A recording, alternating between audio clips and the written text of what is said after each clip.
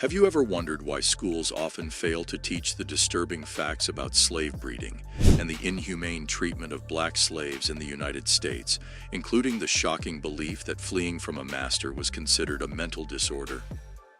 Well, after watching these 10 shocking facts, you will know the why. Number 10. Did you know that there was a time when fleeing from a master was considered a mental disorder? Dr. Samuel Cartright, a pro-slavery medical practitioner in the South, used his medical knowledge to support and justify slavery. He led a committee in Louisiana in 1849 tasked with cataloging the health of African Americans.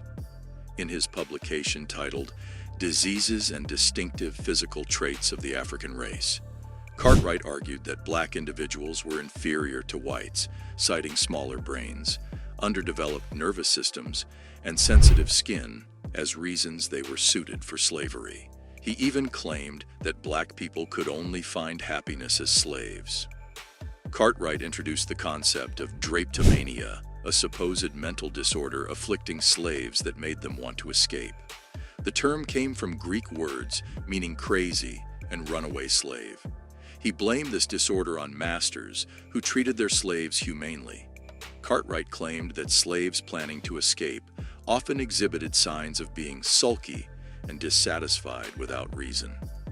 His proposed cure for this alleged disorder included brutal methods like corporal punishment to whip the devil out of them, and even amputation of their toes.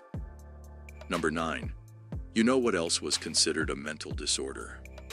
Laziness. Cartwright's controversial theories didn't end with drapetomania. He also propagated the existence of another fabricated mental disorder called dysesthesia ethiopica, which he asserted made enslaved individuals lethargic.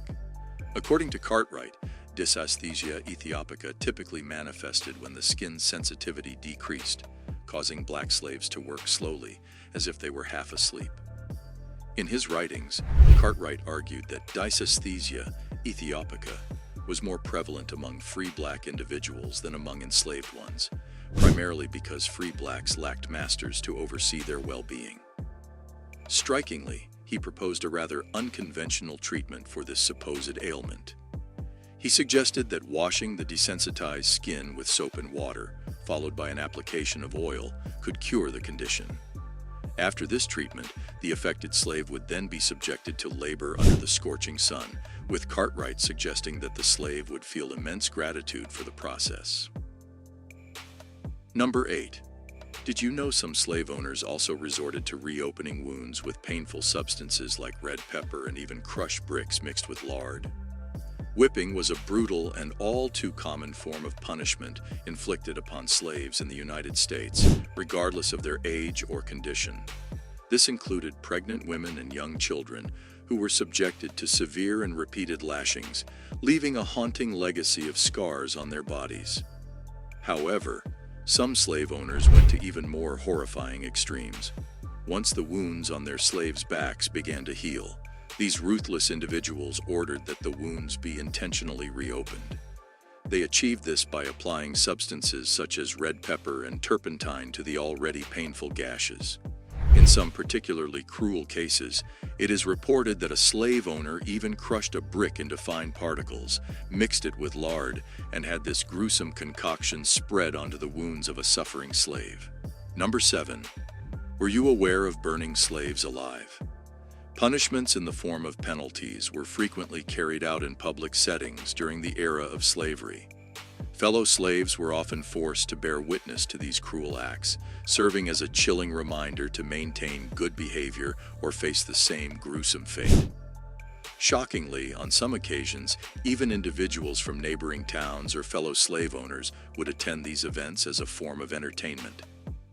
Disturbingly, the practice of public punishments did not end with the abolition of slavery, as public lynchings and hangings continued well into the 20th century.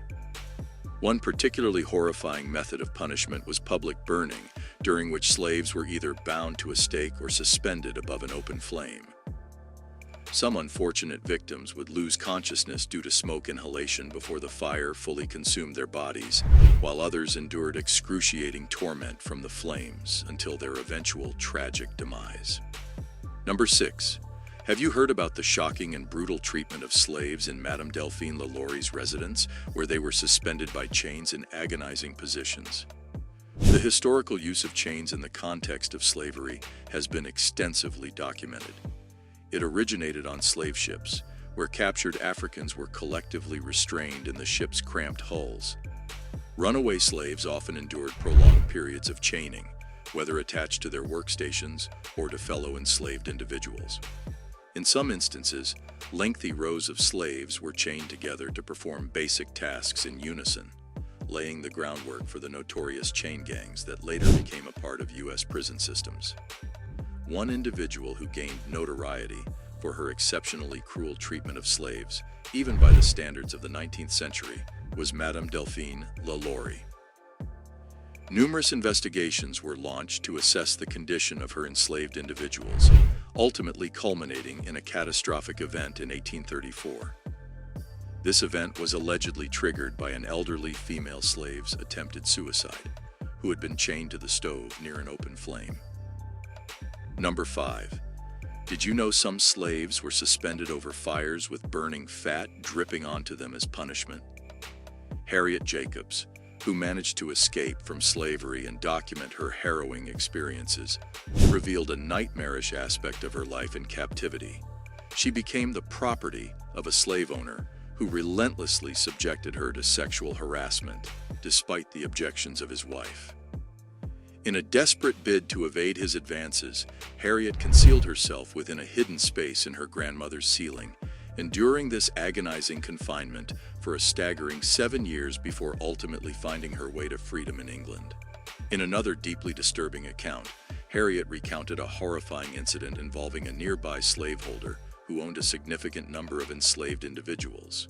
This person's preferred method of punishment was to restrain a slave, suspend them off the ground, and then light a fire beneath them. A piece of fatty pork would be placed over the flames, causing the burning fat to drip onto the exposed skin of the helpless slave, inflicting excruciating pain. Number 4. Do you know that slaves were resold into slavery despite their efforts to prove their status? Before the Civil War, the Underground Railroad operated as a network of safe houses in hidden spots, led by liberated African Americans and white abolitionists. Conversely, a sinister counterpart known as the Reverse Underground Railroad emerged. This operation worked in the opposite direction, involving the kidnapping of runaway slaves and free African Americans from the North, who were subsequently sold back into slavery in the southern states. Both kidnapped individuals and free African Americans faced considerable challenges when trying to prove their status, often due to doubts about the authenticity of their documentation. Number 3. Are you aware that hounds were selectively bred with the intent of tracking down escaped slaves? Plantation owners faced significant challenges in tracking and capturing runaway slaves, leading them to breed vicious dogs, known as Negro dogs, for this brutal purpose. These dogs included aggressive breeds like bloodhounds and bulldogs, chosen for their ability to inflict harm. Shockingly, slavers sometimes allowed these dogs to brutally attack captured runaway slaves, though they often intervened before the slave was killed. One notable breed among these dogs was the Dogo Cubano, created by crossing a Spanish war dog, English Mastiff, and scent hound. This breed was specifically engineered to capture fleeing slaves, but also served other roles like guarding livestock and participating in dogfights. Unfortunately, it disappeared after slavery ended in Cuba. Number 2. Did you know that enslaved individuals, regardless of their roles, frequently suffered brutal acts of mutilation, such as limb amputations and eye gouging? Enslaved individuals, regardless of their roles, frequently endured brutal acts of mutilation like limb amputations and eye gouging. They faced strenuous physical labor, whether in fields or in their enslavers' households. Despite expectations for their well-being, instances of bodily harm were disturbingly common, especially when slaves resisted.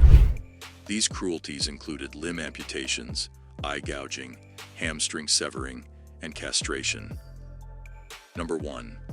Did you ever imagine that during the 1800s, slaves in the United States were so highly valued that they were considered more valuable than gold? During the 1800s, slaves in the United States were highly valued, even more so than gold, leading to the practice of forced breeding, which became a key economic strategy. These offspring were born into slavery and used for labor as they grew. States like Virginia became major exporters of slaves during this period, with slaves being considered more valuable than gold, totaling $4 billion in value by 1860, far surpassing the currency in gold and silver in circulation. This marks the end of this video. If you enjoyed the video, make sure that you like and share it. Let us know your opinions in the comment section. Make sure to subscribe to the channel. Thanks for watching the video. We'll see you at the next one.